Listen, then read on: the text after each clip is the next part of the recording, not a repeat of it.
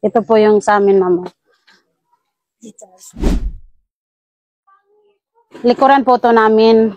At saka doon yung kusina. Sira na po, ma'am. Wala na pong maano dyan. Simento ito dito. Opo, ma'am.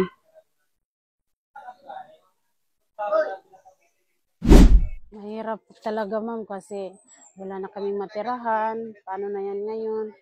Ang iniisip talaga namin kung paano kami ngayon makarecover. Kasi sa panahon ngayon, parang mahirap talaga makahanap ng hanap buhay. Paano yung hanap buhay nyo ngayon? Hindi talaga kami ngayon nakahanap buhay kasi palagi pa rin nagparamdam yung lindol. Hindi nyo maiwan tong bahay? Hindi po, ma'am, kasi may gamit pa po kami sa loob. Saan kayo natutulog? Doon po may tindahan yun. May tindahan doon. Sa labas? Gilid ng kalsada? Diyan po, sa labas. Dito lang? Opo. So, nagbabanig, yung ganun? Opo.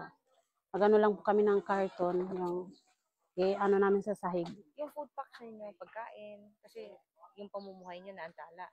Paano po yun? Yung pang-araw-araw na pagkain? Kaunti-unti na lang kasi kahapon may nagbigay ng 2 kilo. Parang nauubos na rin sa ngayon. Pero sabi nila, mamaya daw may relief. Ang kailangan lang po namin dito ngayon, yung mga materyales at saka yung wala po kami pambayad. Kagaya ngayon na wala kaming wala pang panghanap buhay. Paano na yan ngayon? Parang nalilito na po kami.